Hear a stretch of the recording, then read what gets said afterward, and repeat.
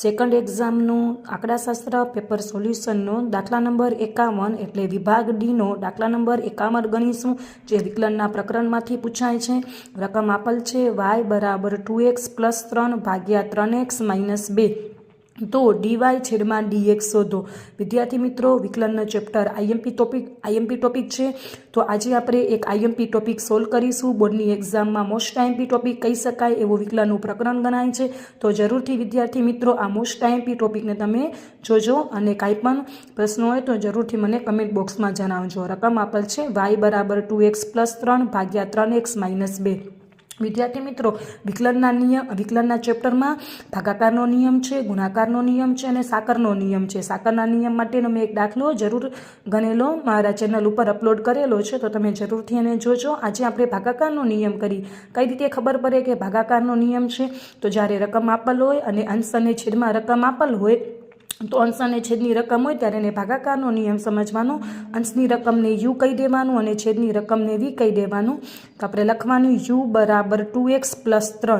હવે આપણે યુનું વિકલન કરીશું, તો du છેદમાં dx, 2x xની 1 ઘાત છે એટલે 2 × 2 એટલે du છેદમાં dx થઈ જશે 2 + 3 છે. 3 અચળ સંખ્યા છે. અચળ સંખ્યાનું વિકલન હંમેશા 0 થાય એટલે 0.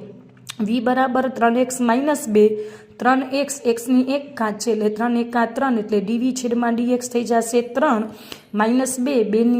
2 આપણી અચળાંક સંખ્યા છે એટલે 2નું વિકલન હંમેશા અચળ સંખ્યાનું વિકલન હંમેશા 0 થાય. હવે લખવાનું ભાગાકારના નિયમ મુજબ. ભાગાકારનો નિયમ લખવાનું dy છેદમાં dx. ભાગાકારનો નિયમ હું તમને યાદ રખાવતા શીખવાડું છું. લખવાનું બરાબર, સૌથી પહેલાં ભાગાકારના નિયમમાં સૌથી પહેલાં શું લખવાનું? ભાગાકારના નિયમમાં સૌથી પહેલાં શું લખવાનું યાદ રાખજો વિદ્યાર્થી મિત્રો? v * સૂત્ર જેમ કહું છું ને એવી રીતે જ યાદ રાખવાનું. આમાં જરાય ભૂલ ના થવી જોઈએ કે પેલું u આવે પછી v. ના, સૌથી પહેલું v જ આવે. તો vનું વિરોધી આપણા દાખલામાં શું આપેલ છે? u. તો uનું વિકલન લઈ લેવાનું. v * du છેદમાં dx માઇનસ u લેવાનું. uનું વિરોધી શું થાય? dv. તો dv છેદમાં dx એટલે ભાગ્યા v². સૂત્ર કઈ રીતે યાદ રાખવાનું? સૌથી